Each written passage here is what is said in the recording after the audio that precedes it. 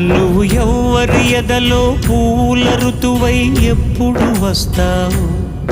నిన్ను నమ్మిన జతలో నవ్వులు చిదిమి ఎందుకు పోతావు? తెలియదే ఎవ్వరికి, తేలదే ఎన్నటికీ.